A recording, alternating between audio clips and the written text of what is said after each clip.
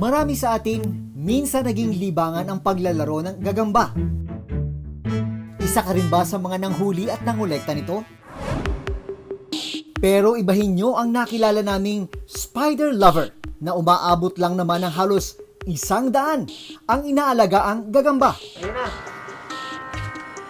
Uy! Ang ibang gagamba naman, isinasali pa sa mga laban. Pero ngayong pandemya, kasabay ng online sabong ng mga manok, nakipagsabayan rin daw ang online sabong ng mga gagamba. At ang taya raw dito, umaabot ng 100,000.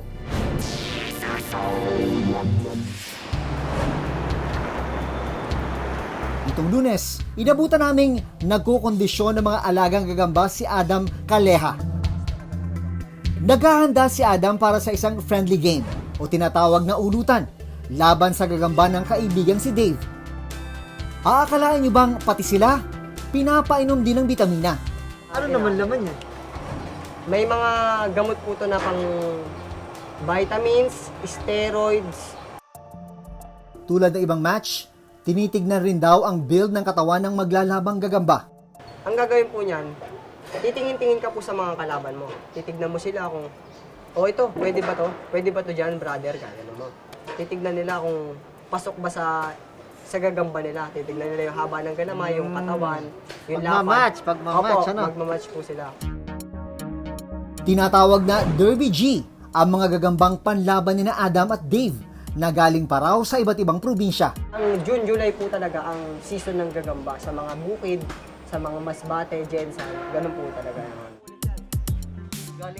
Sa isang customized ring o tinatawag na gradas, sinimulan ang laban ng dalawang gagamba.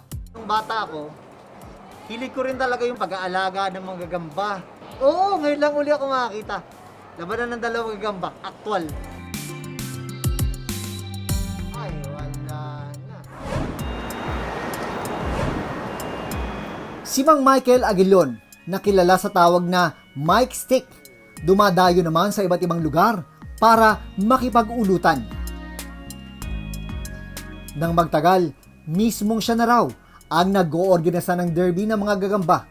Usually, nung araw, puro gagamba lang dito ginagamit namin. Ito yung Tagalog na gagamba, yung sa Luzon yun eh. Matatapang kaso maliliit. Yung mga galamay nila may ikli. Kumpara mo doon sa gagamba ng Cebu, Jensan, hanggang sa na-discover yung Masbate. Maging ang kanyang anak na si Kay, nahilig na rin sa pagtitrain ng gagamba. Mga kapalataan pang hinihintay natin, panoorin na natin yung 3, 2, 1, go! Kaya na-expect po kay Kuya Robotic po versus po kay Kuya Diego. Grabe, ang bakbakan! What an incredible fight! One down! Katunayan, madalas din itong content ng kanyang online vlog. Kasi kung hindi kami lalaro, hindi makikilala si Hola Kapaleta. Ayun, dayo na naman kami kung saan-saan labanan. Pero ngayong pandemya, nagkaroon rin daw ng Spider Derby online. Kung saan pwedeng ba panood sa mga social media platform ang mismong laban. Tulad ng online sabong, pwedeng tumaya bago magsimula ang laban. Kumpara sa ulutan, mas malaking pera na raw ang pinag-uusapan sa online derby na umaabot pa sa daang-daang libong pisong pustahan. Ang tanong, pinapayagan ba ng otoridad ang pustahan sa labanan ng mga gagamba? Sabi ng Philippine National Police, illegal ito.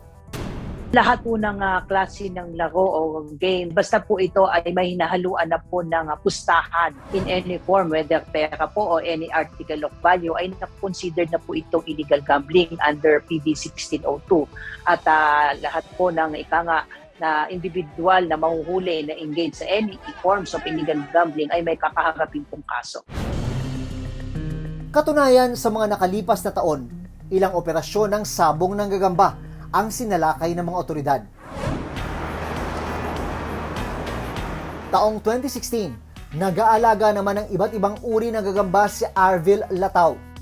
Sa ngayon, meron na siyang halos 100 piraso ng gagamba. Una kong gagamba na nasa 5 piraso yung malalaking gagamba. Then doon nagtuloy-tuloy na. Ito yung mga pang-derby na gagamba. Galing ito sa Cebu. Ginagamit ko rin sa vlog. Ito yung mga pinaglalaban ko sa vlog ko.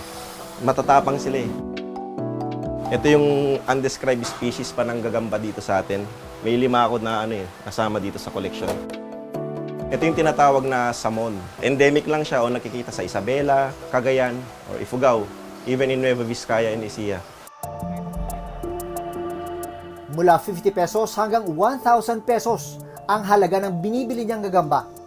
Iba yung satisfaction Iba yung feeling pagka lalo na, ayan, magandang tingnan, nahahawakan ko yung mga gagamba ko.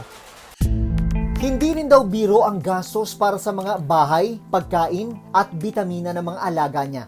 Magastos din kasi yung bahay nila Ang tawag doon, pahamugan yung bahay nila. A month, nagre-range yung gastos ko from 1,000 to, minsan umabot 3,000 Ang kalaban natin, si Boss Val. Isinasali rin niya ang mga ito bilang content sa kanyang channel. So nagko-content kami, nagko-collab. Yung gagamba niya, laban sa gagamba ko. So friendly fight lang yan, walang money involved. May fulfillment pagka parang iba yung pakiramdam pag nanalo ka rin Pero hindi lahat ng kolektor sa lokal kumukuha ng gagamba. July 2021, naharang ng Bureau of Customs sa NAIA ang iba't ibang klase ng wildlife gaya ng tarantula, alupihan at mga gagamba.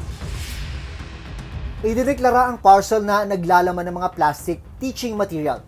Pero nang buksan, naglalaman pala ito ng 25 tarantula, 5 alupihan, 12 spiderlings at 2 black spiders.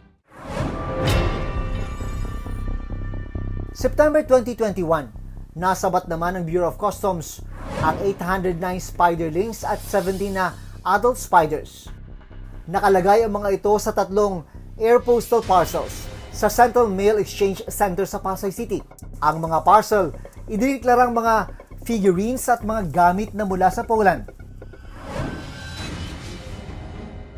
Yung mga ganyan kasing exotic animals and insects, hindi normal natatagpuan dito sa ating bansa. Regulated yan ng ating pamahalaan kasi nagdadala yan ng iba't ibang klaseng sakit. Sabi ng tagapagsalita ng BOC, maaring makulong ang sinumang magtatangkang maglabas o magpasok sa bansa ng exotic na mga insekto at hayop na ipinagbabawal ibenta.